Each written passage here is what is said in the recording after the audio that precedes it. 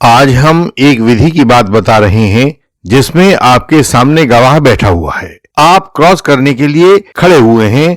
आपने शिकायतकर्ता महिला से कहा कि आरोपी ने कभी विवाह का भरोसा देकर आपसे शारीरिक संबंध नहीं बनाए हैं, तो वह खट से कहेगी कि नहीं, आरोपी ने विवाह का भरोसा दिया था और भरोसा मिलने के बाद ही महिला ने शारीरिक संबंध के लिए हामी भरी थी। जज साहब भी कहेंगे कि नहीं नहीं, कुछ तो किया जरूर होगा इसने, लेकिन अब ड्रामा कर रहा है कि मैंने कुछ नहीं कहा था। तो ऐसी महिला गवाह से क्रॉस का यह तरीका उचित नहीं है, कुछ और करना होगा। अनेक ऐसे केसेस होते हैं जहां आरोप झूठा होता है, तो उनमें सवाल को इस चतुराई से बनाया जाता है कि गवाह कुछ भी उत्तर दे तो जज साहब उस उत्तर को झूठा ही बोलेंगे और खुद कहेंगे कि नहीं, यह सही उत्तर नहीं है, बल्कि सही उत्तर तो ये वाला है, क्योंकि यह सही वाला उत्तर जज साहब के भीतर से आया हुआ होगा। इस तरह हमारा आज का क्रॉस एग्जामिनेशन सवाल तो आरोपी से करेगा, लेकिन प्रेरित जज साहब को करेगा कि सही उत्तर उनके भीतर से आए। जज साहब खुद जाने कि प्रश्न का सही उत्तर तो यह है और गवाह झूठ बोल रहा है। इस केस वीडियो में बताई गई तमाम बातें हमारे खुद के केसेस के आधार पर बताई गई हैं। इन्हें कहीं पढ़ा नहीं गया है, इन्हें पहले केसेस में आजमाया जा चुका है और हमारे द्वारा ही आजमाया जा चुका है। इन सब में सफलता पाई जा चुकी है। तो यहां सबसे पहले जानिए कि किन परिस्थितियों में जज साहब खुद उत्तर देते हैं। पहली बात है जब परिस्थितियां कानूनी प्रतिक्रिया पर आधारित हों, जैसे जब कमाई का दावा हो और उसका ब्यौरा इनकम टैक्स रिटर्न से गायब हो, या जब गवाह उधारी पर घर का खर्चा चलाता हो, इतना गरीब हो, लेकिन आरोपी के खिलाफ उसने 50 लाख के चेक का 138 का केस डाला हुआ हो। दूसरी परिस्थिति भी ऐसी होती है जब गवाह का आरोप कानून को तोड़ता हो। उदाहरण के लिए जब प्रौढ़ महिला शादी के नाम पर कमसिन आरोपी के ऊपर रेप का आरोप लगा रही हो, या उसकी शादी अभी खत्म ना हुई हो और शादी के नाम पर शारीरिक संबंध का आरोप लगा हुआ हो। तीसरी परिस्थिति हो सकती है जब गवाह का आचरण मानवीय स्वभाव के विपरीत हो, जैसे जीजा लाठियों की मार से घायल हो रहा था, उसकी हत्या की जा रही थी और साला चुपचाप खड़ा देख रहा था, या जब बेटी को बलात्कार के लिए खींचकर कमरे में ले जाया जा रहा था और मां बिल्कुल चुपचाप खड़ी रहकर सिर्फ देखते रहना बयान कर रही थी। जब ऐसी परिस्थितियां आती हैं तो हम ऐसे प्रश्न पूछते हैं कि उत्तर जज साहब के भीतर से निकलता है। आप इंडियन लीगल सिस्टम के मेंबर बनते हैं तो आपसे आपकी समस्या का पीडीएफ मांगा जाता है। वह पीडीएफ मिलते ही हमारे एडवोकेट्स की टीम उसका विश्लेषण करके आपको उस समस्या की दशा और दिशा बताती है, उसका एक संभव समाधान बताती है।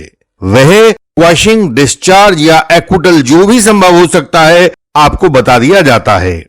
आपको आगे का रास्ता भी सुझाया जाता है और यह मुफ्त होता है। बिना फीस के आपका पूरा केस जांचा जाता है। आप भी मेंबर बने और अपने केस के सही समाधान को जानें। उपरोक्त परिस्थितियों की जानने के बाद अब यह जाना जाए कि जज साहब के दिमाग से उत्तर दिलवाया कैसे जाता है। तो जवाब में समझ लीजिए कि कोर्ट में जो भी कोर्ट प्रक्रिया के अंतर्गत होता है वह केवल और केवल क्रॉस एग्जामिनेशन के चमत्कार से होता है। बहुत से व्यूअर्स एडवोकेट्स के साथ निरंतर बहस करते हैं कि हम सच्चे हैं, दूसरी पार्टी झूठी है, उसने ये कहा था, इसने ये कहा था, लेकिन यह केवल लफ्फाजी होती है, उससे ज्यादा कुछ नहीं होता। यदि दूसरी पार्टी को झूठा दिखाना है तो क्रॉस एग्जामिनेशन के द्वारा ही दिखाना होगा, क्योंकि वही कोर्ट की प्रोसेस है। तो जज साहब भी यदि आपके पक्ष वाला जवाब देंगे तो वह आपके क्रॉस एग्जामिनेशन के आधार पर ही देंगे। तो ऐसा क्रॉस करना होगा कि जज साहब उत्तर देने के लिए विवश हो जाएं। जज साहब को विवश करना होगा। तीसरा सवाल है कि ठीक है, केस में ऊपर बताई गई परिस्थितियां भी हैं, क्रॉस करने वाले हमारे वकील साहब भी हैं, तो भी वह क्या सवाल करें कि जवाब गवाह के बजाय जज साहब देना शुरू कर दें। हमारा उत्तर होगा इसके लिए कोर्ट सिस्टम को उस दिशा में पुश किया जाना होगा। और वह कैसे करते हैं, हम आपको अपने एक केस में से इस बात को दिखाते हैं। शिकायत के अनुसार एक महिला के पति की एक्सीडेंट में मृत्यु हो गई। 2 साल बाद दूसरे पति से शादी की। पता चला कि दूसरे पति की भी पहले से एक बीवी है। ऐसे में वह दूसरा पति भी छूट गया। आरोप है कि फिर उसके 2 साल बाद आरोपी ने उस महिला को कॉल किया।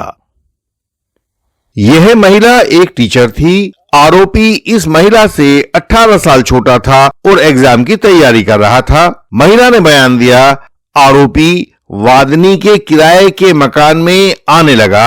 सामने स्क्रीन पर देखिए, आप लिखा हुआ दिखाई दे रहा है, मेरा व मेरे पुत्र का ख्याल रखने लगा और मुझसे शादी का झांसा देकर मेरे साथ जबरदस्ती शारीरिक संबंध बनाने लगा। वादिनी ने कहा कि मुझसे शादी कर लो, तो आरोपी ने कहा कि तुम अनुसूचित जाति से हो, मैं सामान्य जाति से हूं, तो अपने घर वालों को शादी के लिए तैयार कर रहा हूं। वादिनी आरोपी की इन बातों पर विश्वास करके आरोपी के साथ होटलों में घूमने लगी और अन्य स्थानों पर जाने लगी। यह सब जो है वह वादिनी का ही आरोप चल रहा है। आरोपी वादिनी को वहां से, जहां सब चल रहा था, वहां से 2 जिला दूर अपने घर पर भी ले जाने लगा। 2019 से 2021 तक ले जाता रहा और वादिनी के साथ जबरदस्ती शारीरिक संबंध बनाता रहा। आसपास के लोगों से वादिनी को पत्नी बताता रहा, ऐसा बयान वह दे रही थी। अनुभवी लोग जानते हैं कि 6 महीने के शिशु को तो आप जबरदस्ती दूध तक नहीं पिला सकते हैं, लेकिन इस शिकायतकर्ता महिला का जबरदस्ती शारीरिक संबंधों के लिए मजबूर किया जाना बयान किया गया है और वह भी कई वर्षों तक किया गया है। तो इस केस में ऊपर बताई गई अविश्वसनीय परिस्थितियां दिखाई दे रही हैं, जिनके तहत आने वाले केसेस में हमें जज साहब को प्रेरित करना होता है कि उत्तर देने की जिम्मेदारी वो संभाल लें।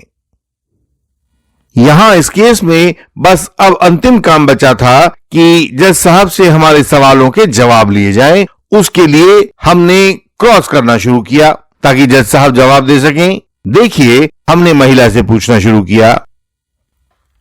पहला सवाल पूछा, यह बात तो सही है ना कि आपने ना तो अपने शिकायत में और ना बयान 164 में कहीं भी यह बात लिखी या बताई है कि आपके दूसरे पति के साथ कोर्ट द्वारा आपका कोई डाइवोर्स करवाया गया है? यह सामान्य सवाल है, जज साहब इस पर बहुत ध्यान नहीं देंगे।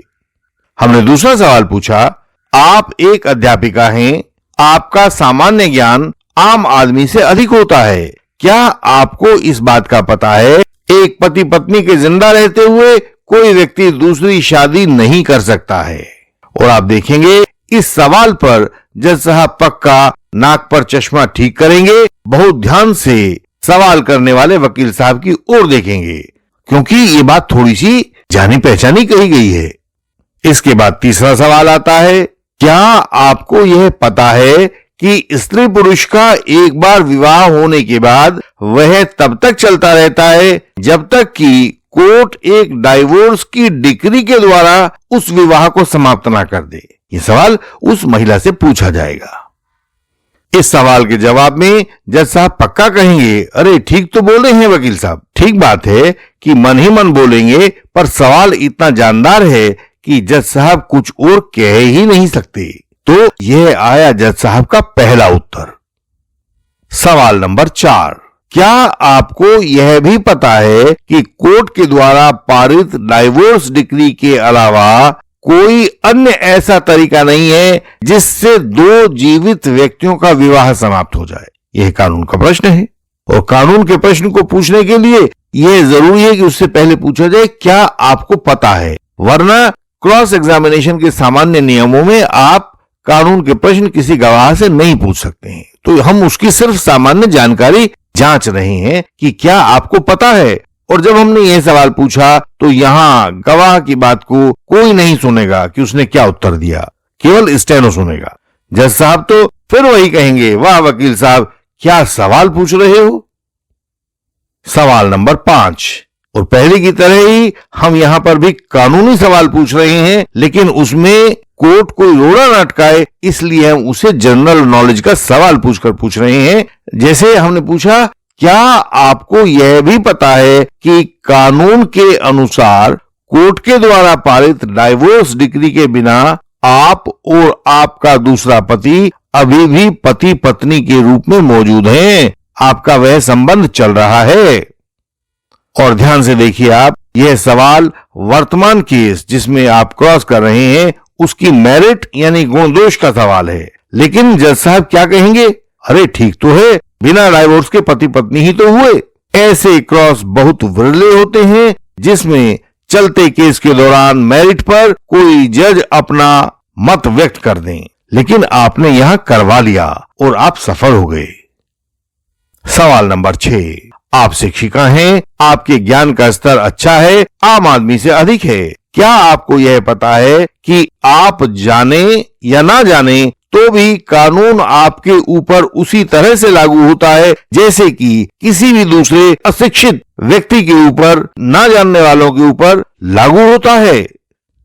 तो यहां आप देखिए, जज साहब यहां भी आपके पक्ष में मन ही मन बोलेंगे, हाँ भाई ठीक ही तो है, आपके जानने ना जानने से क्या फर्क पड़ता है, कानून तो अपना काम करेगा ही। चलते चलते आपने गवाह के ताबूत में आखिरी कील भी गाड़ दी है। इसका मतलब यह हुआ कि यदि गवाह यह भी कहे कि जी मुझे तो पता ही नहीं था कि ये वाला कानून है, तो भी आप उसका कान बहुत आराम से पकड़ सकते हैं। यह आपके क्रॉस एग्जामिनेशन की चतुराई होती है जो आपको कोर्ट में निरंतर करते रहना होती है। आप देखेंगे कि क्रॉस एग्जामिनेशन की विद्या एक कुशल एडवोकेट के हाथ में आकर जादू का ब्रश बन जाती है। जो चाहो तस्वीर बनाओ, तस्वीर चाहत के मुताबिक बनेगी। ब्रश द्वारा रंग भरो और उसको जीवित कर दो, तस्वीर बोलने लगेगी। ऐसे में यदि आपको किसी केस में सजा होती है तो उसका मतलब यही है कि आपके केस में क्रॉस में कहीं कमी रह गई थी।